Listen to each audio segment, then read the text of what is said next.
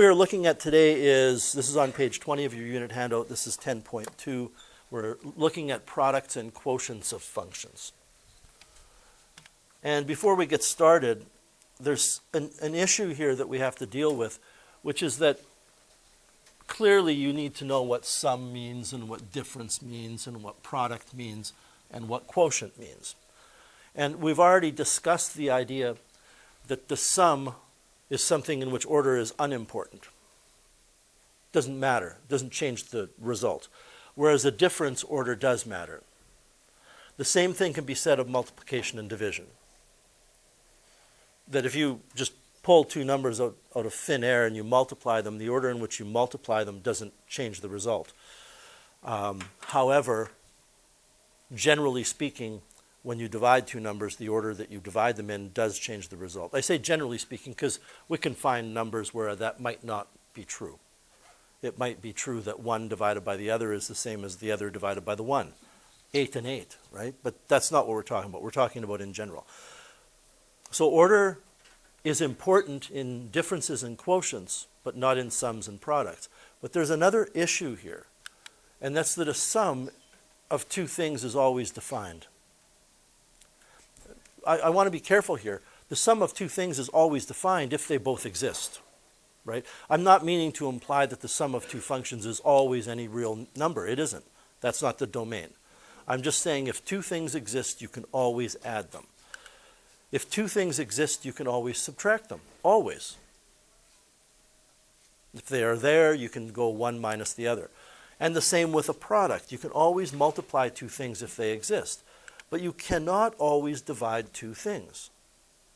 There's that unique case of division by zero that's not allowed.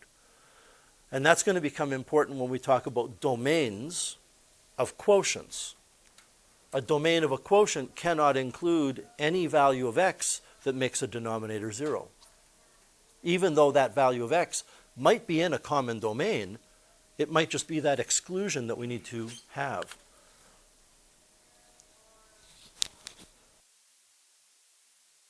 So to begin with the notation, when you see f with that dot and then g, and it's a solid dot, of x, that means f times g, quantity of x. So you will have noticed that your teachers, myself included, occasionally use just a solid dot to mean multiplication. I have seen it with this multiplication symbol in place of the solid dot. If you see it that way, it's obvious what's going on. It's very similar to f plus g of x, f minus g of x.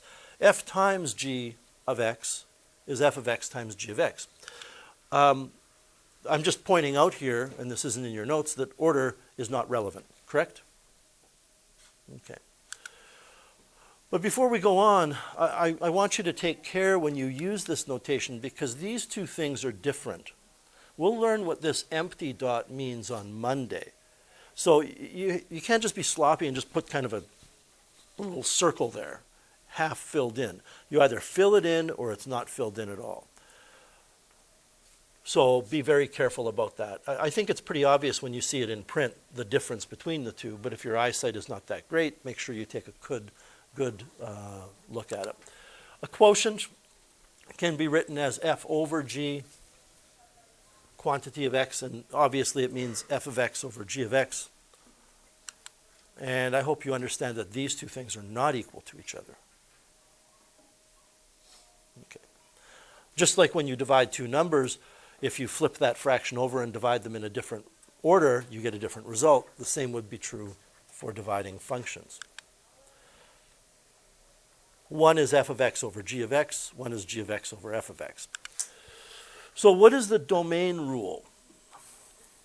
Well, it's this. I'm not done yet. It's this and something else. The domain rule for the domain of a product or a quotient is the domain common to both of the functions. So far it's the same as the domain rule we looked at yesterday. The idea is you cannot multiply two things together unless they're both there to multiply together. And you cannot divide two things unless they're both there to be divided. But the domain of a quotient is further restricted by removing from the common domain any values of x that make the denominator 0. So in this particular case, if I had h of x equals f of x over g of x, which is f over g of x, any place g of x is 0, that is not in the domain. And I think it's useful to make a note to yourself, we'll come back to this I'm sure, that places where g of x is 0 are x-intercepts of the function g of x. Right? This is another way to say it. This statement here where g of x equals 0 is where x-intercepts of g of x exist. That's the whole point of an x-intercept, is y equals 0. And in case you haven't clued in on this, it's going to all be about multiplying y's and dividing y's, just like yesterday it was about adding and subtracting y values.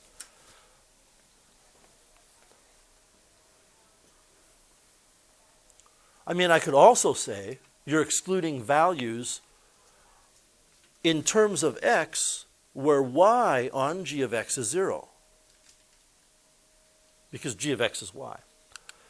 So consider these two functions. We've got pretty basic functions, y equals root x minus 1 and y equals x minus 2. What are the domain of each function? What's the domain of each function?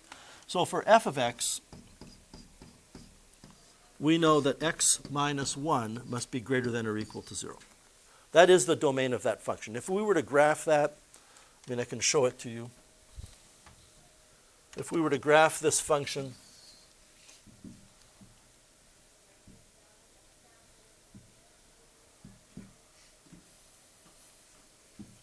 square root of x minus 1, I mean, you should know what the square root of x looks like. This goes way back to chapter 2.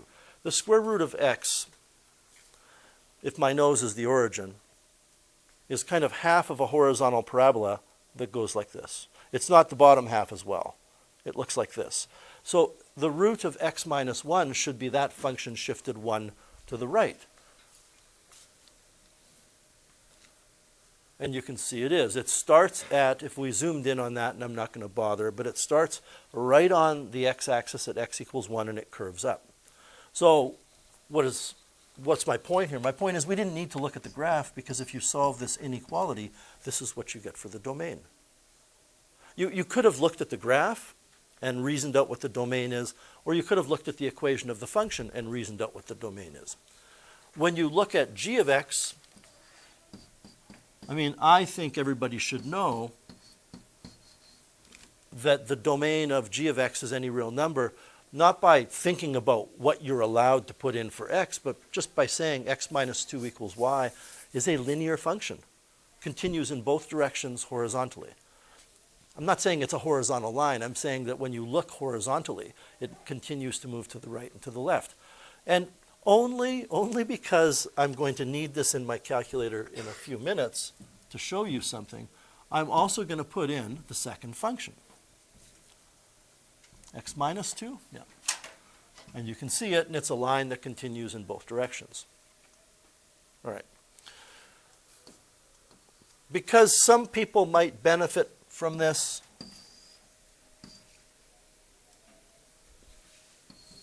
we can express the domain with a number line.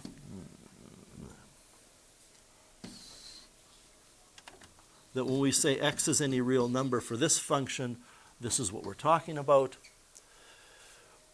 When we say x is greater than or equal to 1,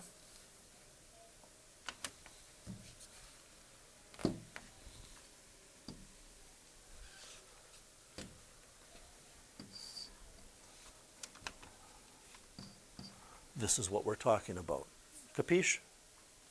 Okay. And I know that probably all of you don't need a number line.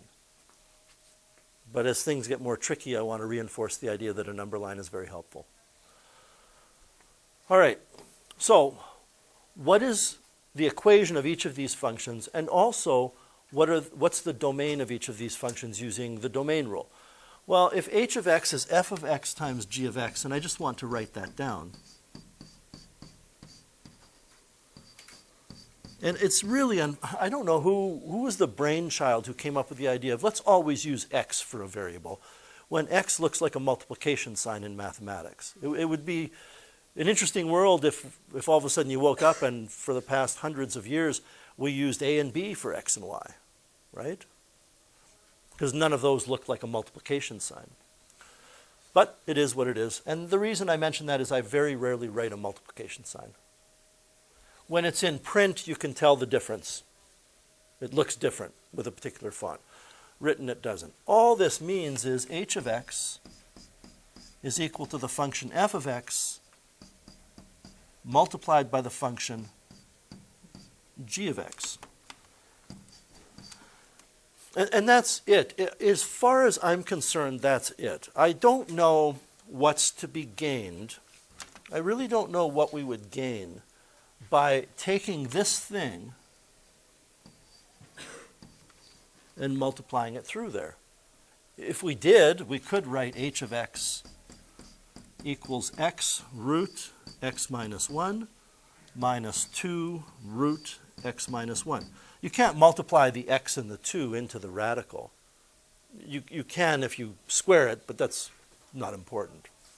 I don't know that that's any better than just leaving it the way it was. Now, what is the domain of f times g? Well, the domain of f times g is the common domain. And if I were to go back here and put these two domains on top of each other, which I feel as though I don't need to, you're going to see that they are both existing when x is greater than or equal to 1. In fact, if you look at my graph,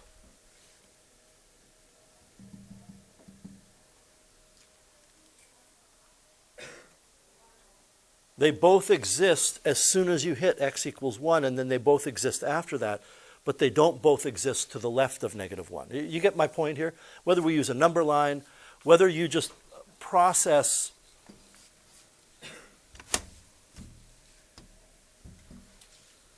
these two in your head and just say, well, it's obvious then that x must be greater than or equal to 1 for both together. Or whether you use a number line or a graph, I don't care. So the bottom line here is that this function only exists when x is greater than or equal to 1. I'm going to move this here so I got some room. And I'm going to graph this now, but I want to go back to my standard zoom setting. But I want to show you something that will be helpful, I think, in writing exams sometimes in this unit, with yesterday, today, and with Monday. What I'm going to do is I'm going to turn these graphs off. And I don't know if anybody's ever shown this to you. I have a feeling I might have in Math 20. And I can turn them off by moving with my cursor, with my arrows, onto the equal sign. And right now the equal sign are both highlighted. They're darkened.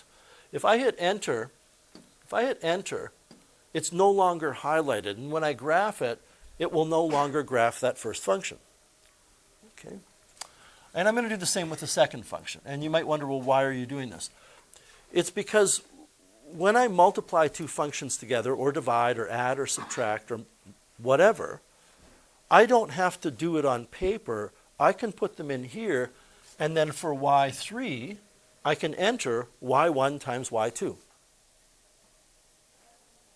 And I find y1 and y2 by going to the vars button, which stands for variables. I hit that, and I have to understand that it's a y variable. There's dozens of different variables in mathematics that can be stored in your calculator for various reasons. But this is a y variable, so I go over there, and it's a function that we have entered. It's a little clunky, but I will show you something in a second. And then I can choose y1, and then I go times, and I repeat the process and go to y2.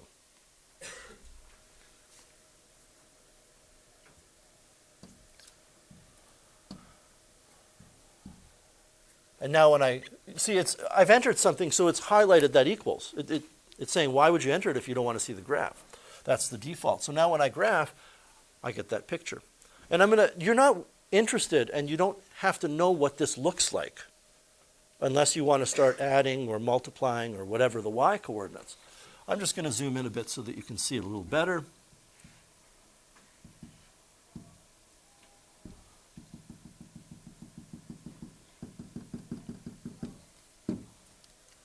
Now, there's a little bit of a break there. I just think your calculator is having a hard time. It's struggling with that. I can prove that that point at 1 exists because if I go trace 1, it will calculate a y coordinate.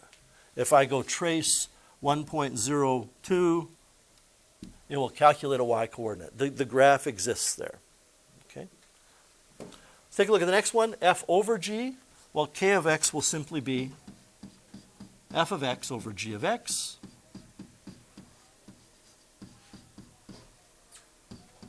Which means it will be root x minus 1 over x minus 2. That's it. There's nothing you can do with that.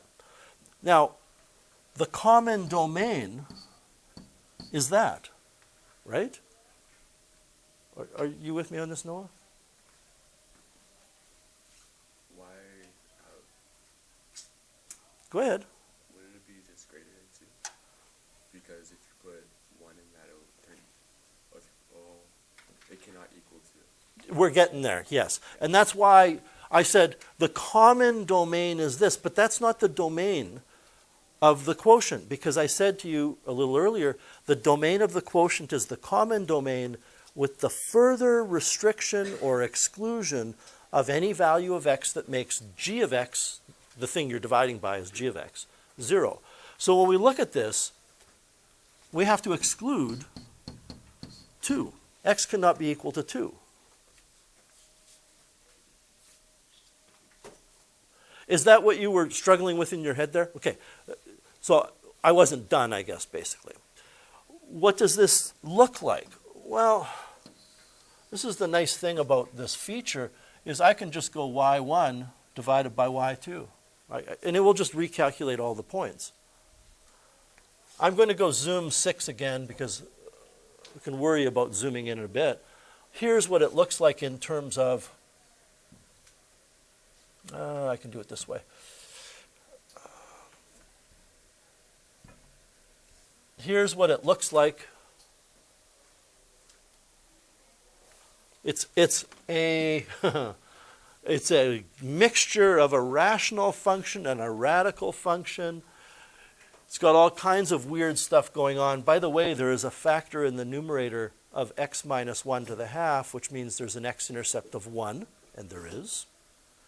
There is a factor in the denominator of x minus 2, which means there's a vertical asymptote.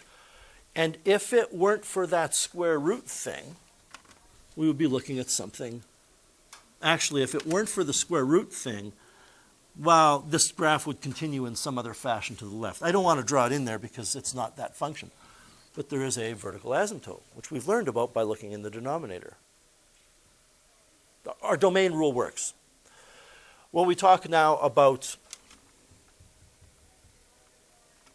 the third one, j of x will be g of x over f of x. So it's the reciprocal of this one. It's going to be x minus 2 over root x minus 1. So Noah, what do you believe the domain of this will be? X has to be greater than 1. Yes. So what happens is this, and I'm going to write something down. Don't write it, or if you do, you'll erase something. The common domain is this, right? But now we pull out of that, we exclude from that any value of x that makes the denominator 0. Well, the value of x that makes the denominator 0 happens to be 1, so it simply becomes x is greater than 1. And in order for me to show this on your graphing calculator, there's a shortcut I could use here, but I'm not going to worry about it. I have to re-enter this vars. I have to go y2 this time, divided by y1.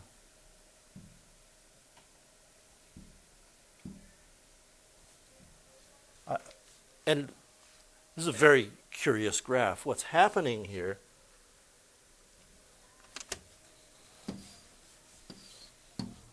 is there is an asymptote. Your graphing calculator is struggling, just like it does with any graph that starts to get very, very vertical. It's struggling with plotting that near vertical section of the graph. And interestingly enough, not that it really matters,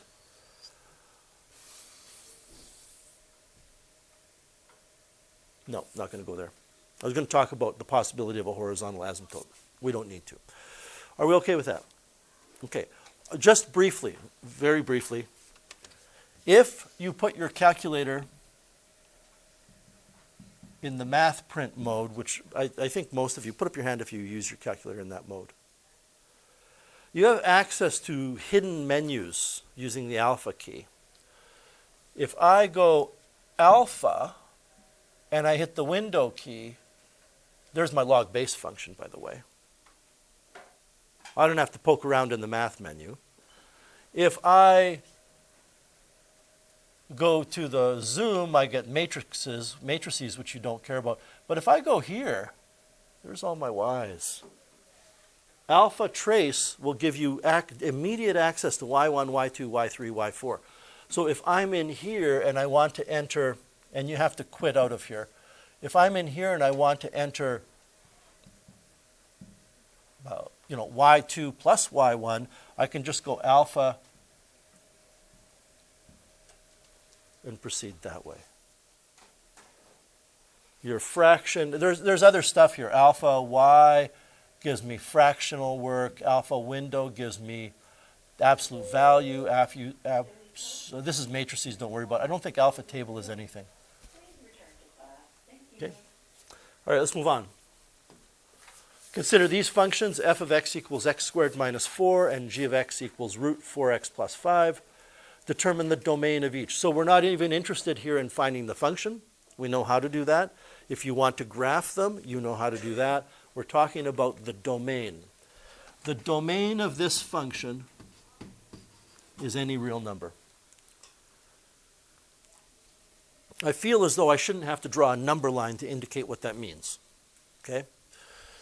The domain of this function is determined by exploring the fact that the radicand, that's the name for the thing under the radical sign, that the radicand must be greater than or equal to 0, and what you end up with for this function is x is greater than or equal to negative 5/4. And I really hope it's the case. We don't need a number line for that either. If x can be any real number for one and x has to be greater than or equal to negative 5/4 for the other, the place where they both exist will be wherever x is greater than or equal to negative 5/4. So this will be it will be the domain for the first function, and it will be kind of the starting point for the domain for the second and third. You don't even have to write it down. I'm just pointing out that these are the common domains for both functions, whether you're multiplying or dividing, or the order in which you divide changes. We may change this drastically, or we may tweak it. We'll see. And I think for at least one of these, number lines are going to be needed. They are for me. Okay. So this is done. Now, what this function is x squared minus 4 over root 4x plus 5. So the denominator is going to be the thing that we exclude zeros from the domain. Are there values of x that make the denominator 0? Well, negative 5/4. And what that means is we just tweak what I've written here by doing that. Right? The difference is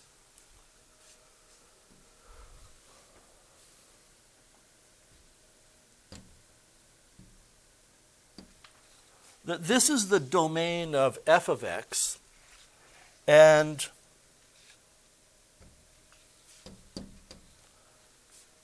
this is the domain of g of x. So for the first one, the common domain is where x is greater than or equal to negative 5/4. You with me that that dot is at negative 5/4? Okay, but over here, for this one, It happens to be for the middle one that at negative 5/4, the denominator is 0, so we erase that part of the domain. I hope you're with me on that. Okay. What about the other way around? What about if we have, for C,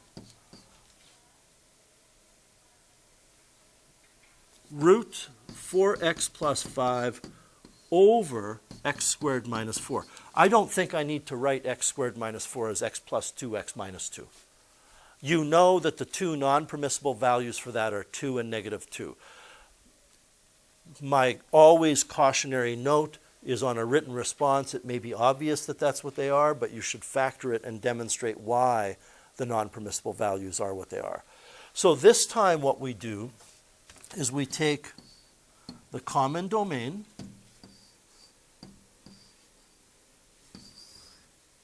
and you know, when I said I need a number line, I don't, except that I visualize the number line in my head. This number is negative 5/4, which is negative 1.25. But now what we have to do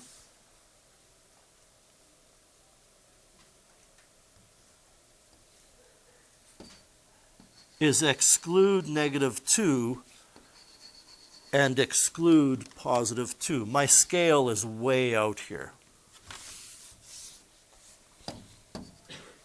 My scale is way out. But at negative 2, we can't use that. And at positive 2, we can't use that. But the common domain doesn't include negative 2 anyway. The common domain does include positive 2. So our domain here needs to be tweaked by saying, oh, by the way, x cannot equal to 2.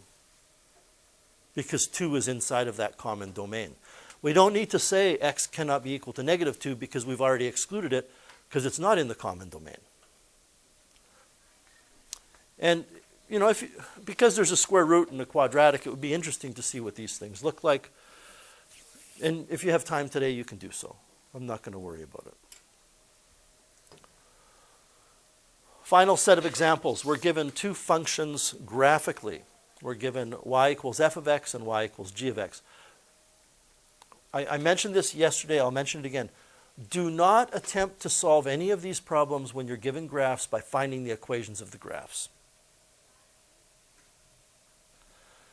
One, it's a lot of work. You have to reach back into absolute value functions and transformations. Two, you may be looking at a graph and thinking it's a type of graph that it isn't. Like that looks like a radical function, doesn't it? The red one. It looks like a square root function of some kind. I can easily, in the diploma exam, can easily tweak it so that it's not. It's got a curve to it, but it's not a legitimate square root function. It's maybe part of a sine function that they've just clipped. So you cannot reliably determine the equation. There are the functions. I'm going to freeze this up on the screen. Well, I thought I was going to. There it is. I'm going to freeze this on the right-hand screen so we can answer questions 3 and 4. Oh, I've got it up here. Never mind. So what is f times g of x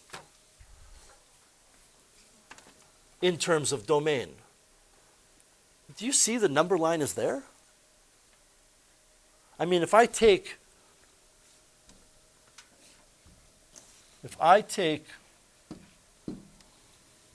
like in the garbage compactor scene in Star Wars, but it's vertical, and I squish, by having the ceiling and the floor come towards each other, I squish it down so that it's just a one-dimensional thing.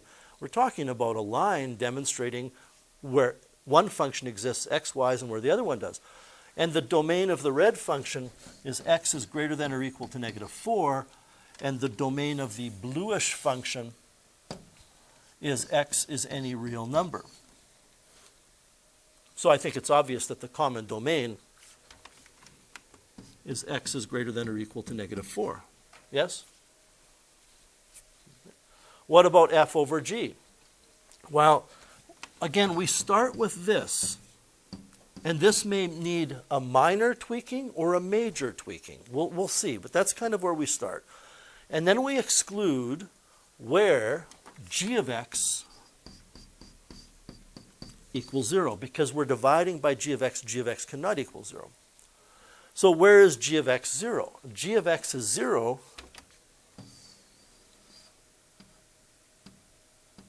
right there. And I'm just looking at the x-intercept. You can, of course, say g of x is y, so where is the y-coordinate 0? The y-coordinate has a value of 0 when x is negative 3. So how do we now tweak this? If that non-permissible value for the denominator is not in the common domain, we don't need to tweak it. If that non-permissible value for the denominator is in the domain, all we have to do is say, comma, by the way, x is not allowed to be equal to that number. And negative 3 is in the common domain. What about if we flip it over? And now g of x is the numerator. F of x is now the thing in the denominator that's not allowed to be 0, because you can't divide by 0. Again, don't commit yourself to this statement. Okay? Don't commit yourself to that statement. It may be part of the domain or it may not be. We have to look at the added restriction. F of x is not allowed to be 0. Well, f of x is equal to 0 here and here, isn't it? Is this x-coordinate of negative 4 that is not allowed, because then we'll be dividing by 0, is that negative 4 in the common domain? Okay, then we have to remove it. And the way to remove it is to just tweak that inequality and just say, well, that means x is greater than negative 4. Is this x-coordinate, which is a non-permissible value when we're dividing by f of x, so it can't be part of the domain, is this in the common domain? Yes. But it can't be because it's a non-permissible, so we have to say then x cannot be equal to 2. What this would look like if we drew a number line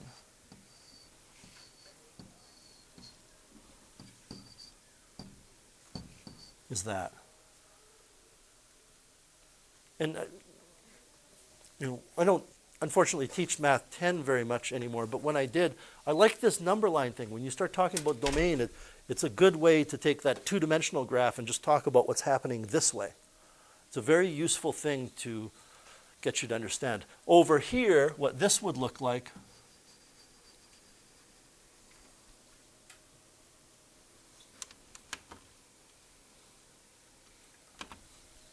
I don't know why I'm making my life difficult by doing it this way, but that's okay. Is it would look like that, and this would be at negative 3, and this would be at negative 4, yeah? And then the very first one would just be a solid dot starting at negative 4 going to the right. Finally, what are the values of these things? Well, if f times g of x is f of x times g of x, and I think this is obvious to most of you, but I'm just demonstrating why we're doing what we're doing. Then f times g of any number has to be f of that number times g of that number. I mean, if I have a mathematical statement like this in terms of x, what that means is I can put in a number for x. And I'm just saying any number that I put in can be called a. What that means is that f times g, quantity of 2, negative 2, is f of negative 2 times g of negative 2. And you don't try to find the equations here to calculate that. You say f of negative 2 is the y-coordinate when x is negative 2 on f. So for the f, we have to focus on this graph. And what we are saying is we are putting in negative 2. We are putting in negative 2. And what we are reading, interesting. What we are reading is that there's a point here, and then we look at the y coordinate. Does yours say negative 2? And does your arrow match up to where mine is? Okay. That's not typical. Normally, it would line up on the intersection of two well-defined coordinate numbers, but that's okay. Would you agree that f of negative 2 is, let me straighten my arrow, I'm going to say 2.6 approximately, okay? So I'm going to go ahead and put a dot above this equal sign. So this is about 2.6 multiplied by, okay. We're not actually after the value, are we? We're asked to order these. I should have read the question. And that's why I have designed the question this way. It's about 2.6 times. Now what we have to do is focus our attention on g of x. And we're still looking at negative 2, but this time g of x turns out to be a little bit less than 1. About 0.8. So this is the approximate value of f times g of negative 2, which is 1.6, 2 point, help? What does that work out to? 2.08. So this has a value of about 2.08. What about f times g of 2? Well, I'm not going to worry about all my highlighting here. We're simply going to go over to 2. Wow.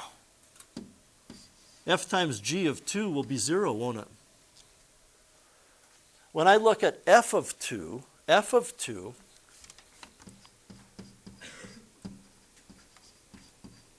is 0, just for the people that want completeness in their lives. G of 2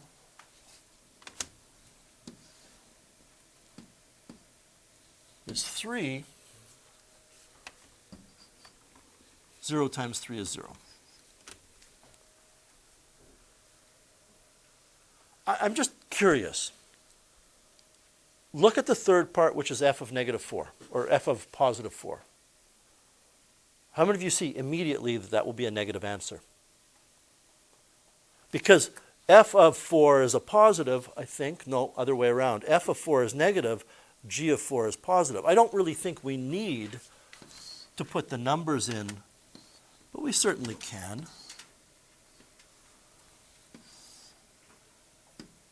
It looks to me as though f of 4 is about negative 2.5, g of 4 is about negative or positive 3.8.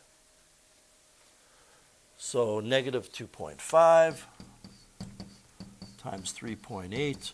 You know what? Who cares? It's negative. If you want to calculate it, you can. But we are asked to order these things from least to greatest. And a negative number is smaller than any of the others.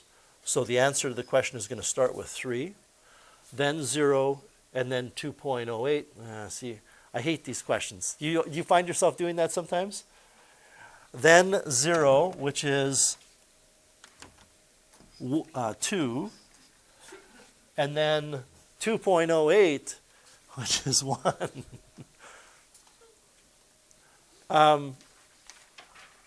That's it.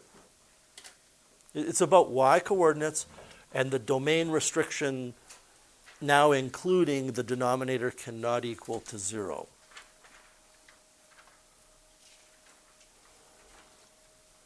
Perfect. So you got like 15 minutes here to work on this stuff.